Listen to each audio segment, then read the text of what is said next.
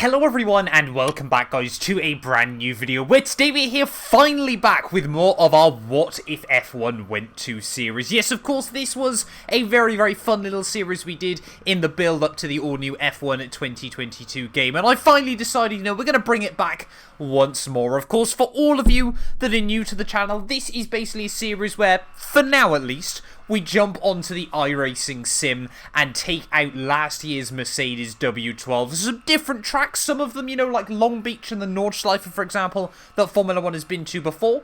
Other tracks like today that F1's never been to, and that I'm just really interested to see how a Formula 1 car would handle. And as you can probably tell, for those of you that are well versed in American motorsport, today we are heading to Sonoma. Yes, one of my favourite tracks in the world. That is no word of a lie. I've absolutely loved Sonoma for many years up to this point. Of course, mainly known, for being on the NASCAR schedule, and also I think it was on the IndyCar schedule, but I don't think it is anymore. 2.5 miles, 12 corners this circuit, and of course you'd expect, a NASCAR circuit, it would just be left turns. Sonoma absolutely is not. You've got elevation, you've got lefts, rights, you've got a mixture of fast and slow corners as well. It's a very interesting track, and I'm very excited to jump into it today as well, of course. Yeah, like I said, one that Formula 1 cars have never really been to. But I'm, intrigued to see how we're going to get on. But before we do that, I desperately need to turn up the car's volume. Right, well, always a bit fun when you jump back into iRacing, and I must admit, I think this is the first time I've been on the sim in close to 2 months now. Of course, we got really busy trying to finish off our F1 2021 career mode, and then, of course, when F1 22 launched, of course, we've been very busy on there. But, having a lot of fun with it. Almost 80,000 subscribers now, so I cannot thank you guys enough for the support. Just the continued support on the channel, at the moment. I know there's still a few issues with F1 22 at the time of recording this, but, we're getting there. We're slowly but surely, we're moving the car further up the order as well. But, I certainly felt, it was time to jump back in to some of the other content that we've been doing on the channel before, and hopefully as well, at the time of this video going live, actually, I'm going to be on holiday, but yeah, when I come back, maybe we'll get a bit more time to jump back into some iRacing content over on the second channel as well. Obviously, for those of you guys that don't know, I actually have a sort of second channel where I do iRacing, Gran Turismo, I want to get back into some other league racing as well, and things like that, so definitely make sure you give that one a subscribe down below there. We're trying to get closer to 1,500 subs on that channel. But yes, Sonoma then. A bit of a weird circuit, I think, for me at least, because I've known about this place for, well over a decade now, which worries me that I'm that old. It's been always been a very constant track in Forza. I'm pretty certain it was on some of the older Gran Turismos as well, but don't hold me to it. But of course, if you're a Formula 1 fan, you'll never really have learnt about this place or heard about it. So, yeah, Sonoma is certainly a very technical challenge. You've got a lot of corners coming thick and fast at you, a lot of elevation change as well. You'll sort of find throughout a lot of the first half of that, the track is really fighting against you. And then I'm kind of expecting in a Formula 1 car, the second half to be a whole lot simpler there. A lot of iconic corners around this venue as well. Obviously, you've got the hairpin down at the final turn, the steep climb in towards turn 1 there, of course, the carousel that we just went through, and of course the S's as well, which I reckon if we get that nailed, will be completely flat out in just a moment. We'll try and go for some more attacking laps in just a minute, but yeah, like I said, mainly known, of course, on the NASCAR Cup Series schedule for, decades now, if I'm not mistaken. Of course, the Save Mark 350, one of the most interesting races, I think, of the season. Of course, he had plenty of famous moments. Of course, Tony Stewart getting pitched into the wall down at the hairpin. I'm pretty certain, I think, no, this wasn't where Chase Elliott won his first race. Of course, that was back at Watkins Glen, which I don't think we've actually done in this series so far. Watkins Glen is certainly a track that if I haven't done in this series, we're absolutely going to have to at some point, because I think Formula 1 going back there would be phenomenal. But Sonoma, of course, though, you've got a rallycross circuit as well around this venue, which replaces, this part of the lap. Of course, you've also got the shorter version of the circuit, which NASCAR used to use, which completely cuts out this little sector. But when you get down into that 90-degree right, you actually go straight on and then re-emerge just down here. And then, of course, you've got this double 90-degree right-hander there. Obviously, normally they actually go around a little bit wider there as well, and then try and put the power down on the exit. But I mean, yeah, it's just such a cool little circuit. You know, you got the drag strip, like I said, everything like that. You know, it really is a venue where you can do pretty much everything in racing as well. But let's try and go then for our first sort of proper attack mode lap. I've got to remember everything to do in this Mercedes. Of course, like I said, it's been a little while since we've jumped in with the Formula 1 car. I mean, these are genuinely my first laps on iRacing in quite a while. So let's see what we can do then with a first attacking lap there. Big lockup up the hill. Not quite what I had in mind, but we'll go again. Right, let's try it again then here at Sonoma. Now we've actually got a setup that's got some rear wing on it. I think we were running a Spa baseline prior to now, so I've actually whacked on the high downforce config there. Get as close as you can to the wall on the right hand side there before you swing it in to the left up the hill there. That's much better. Getting the car slowed down. Oh no. Oh, I mean, the track does fall away from you in so many traction zones around here. And I mean, I'm quite surprised I managed to get it back out of the gravel trap. I could have probably made this a little bit easier for myself on the return to this series. But I mean, where's the fun in that at the end of the day there? Still struggling, but we will get that lap dialed in. Hopefully sooner rather than later. That's the worst line I think I've ever done through the carousel, but it's so difficult. You just feel like you're trying to peer over the top of the car as that... I mean, I've never ran that wide down there before. That was quite impressive. Didn't even know you could go that far down the end of the circuit there. But in through the S's we go.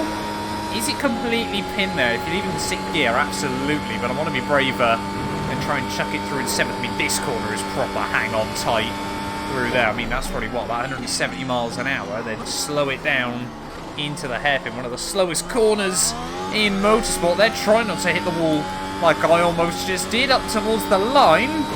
Oh, skimmed the wall that time round, and that's a 109.5. I definitely reckon we can probably at least get a 108 there. We could probably look towards 107s, and top guys would, yeah, well and truly be down probably into the 105s. But, I mean, it's just so difficult, like I said, through this first half of the lap, unless you're well versed with Sonoma on iRacing, which I must admit, most of my experience of this track actually comes from Forza. It's so difficult, you know, you've just got to try and commit to an apex that you can't see. I mean, through there, you're turning in, and you only really sort of see the corner when you're about halfway through.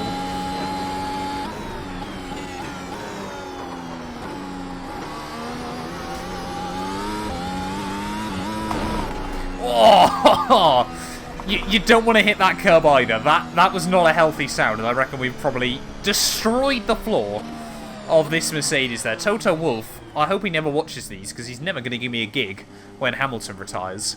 I mean, I've always found it helps as well when you're trying to chase lap times in a Formula 1 car that you don't end up putting a full race worth of fuel in it to try and do a one-lap sprint there. So now we've got a lot less fuel. We've got about 10 laps in the car. We'll try and wind it back up once more as we head through the hairpin. Of course, so important to get a good run out of here. Oh, a big kick of oversteer there as you try and put all the power, though, through the car as we head back out the final turn up over the start-finish line. Let's see now what we can do. Just braking possibly late at turn 1 there, avoid the bump on the exit, but then still, you're trying to just guess your way through this first half lap. Because once you get through the carousel, things get a little bit easier there as well. Back end really want to try and wriggle around, but we hang on to it. Tip it into the carousel now. We've actually got my turning in point. Oh no, big wash of understeer though. We had to blend out the throttle on the exit, but we're still quite far up at the moment. As I mean, through here, you already are just guessing your turning in point there. That was not the right place to turn in. So you try and put the power down. Completely pinned through the S's. That's the goal now. No downshift. No downshift. Yes, easy. Really easy, actually. In the end there, I'm surprised. I mean, this car just sticks to the ground. It is so bizarre in the way it can do so. There, big lock-up down at the final corner, though. That's not going to do me any favours as we head out of the final turn. What is this lap going to be, though? This is going to absolutely destroy the first lap I did, isn't it? It's going to be a 106.2. So we can definitely get down into the 105s then. So similar-ish times to Austria. I know this track is, I think, slightly shorter, but there's only about 150 metres in it between the two. So I think genuinely it could actually... You know, obviously they'd have to make a huge amount of safety changes and things like that. But, you know, we're not far away from this place, you know, being a Formula 1 circuit in terms of distance or time. But, I mean, it would just be... I mean, it would really, really challenge the drivers. A bit bumpy as well. But let's see if we can try and get down into the 105s then. I feel like I'm slowly learning how this Merc drives again. It has been a bit of a learning curve today, and like I said, perhaps Sonoma wasn't the best place to jump back into it, but of course made a big mistake through there. So I certainly think, you know, a lot more pace could be found, as I'm going to try and brake at the red gantry, or the red billboard even, I should say, on the outside. That's going to be the goal through there.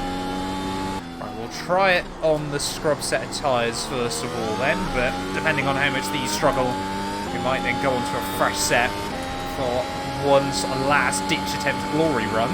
I mean, into turn 1, you've just got to brake so late, it feels completely unnatural. Oh, no! You've still got to be careful of that bump, though, on the exit turn 1. I'm trying to get on the power a little bit too early there, as on the inside, the track just falls away from you slightly, and that's what's costing me. Right, getting ready then for our final proper attempt here from Sonoma. It has been a while since I've done this series, but I know in the past when I said a final proper attempt, that probably meant we had about 6 more to go. Let's see whether that trend is going to continue on our return to this series. But yeah, must admit, having good fun getting back into iRacing once more. They've just got to be careful I don't dip the grass on the tyres, of course. Otherwise I would hate to get banned. But anyway, really just trying to meld the throttle as we head up the hill. Oh, it took way too much curb there, but it kind of chucked me out to the right place on the circuit. That corner is so bad for understeer. It's impossible to try and connect with the apex and carry speed. Oh, no, way too hesitant on the throttle there, but we're not far away from my previous lap. We're going to have to really try and nail the second half here. Leaving in second gear, get all over the yellow line. Oh, really connected nicely there with the throttle. This is going to be close. So I'm just don't do anything stupid through the hairpin. This is going to be really, really close. I mean, it feels like trying to take a Formula 1 car around a go-kart track at this venue, but down in towards the final corner. Don't lock up, Matt. Get over the bump. Get the car slowed down nice and tidy. Little bit of a lock-up down at the apex, but try and get on the throttle up towards the line. Where's this going to be? Please don't be a 6-1. Please don't be a 6-1. It's a 6-1! I'm going to have to go again. I can't accept a 6-1 as our final time. I'm getting into the 105s. We had a small mistake that time round up through here. We can definitely do that.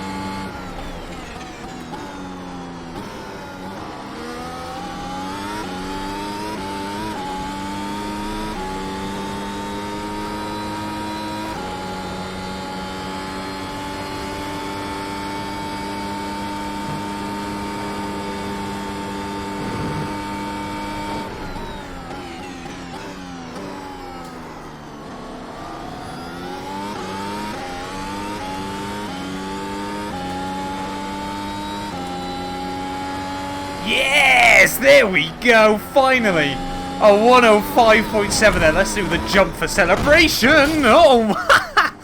Oh! That took me a few laps, I must admit. I'll give you guys a little bit of a montage at the end of the video there. But Sonoma, it certainly is as wild as I always remember it. Well, the car apparently has got a bit of damage there. I definitely want to see that one back on the replay. But yeah, I mean, what a fun and interesting circuit to go to. You just don't get tracks like that anymore. We even managed to vault the tyre wall.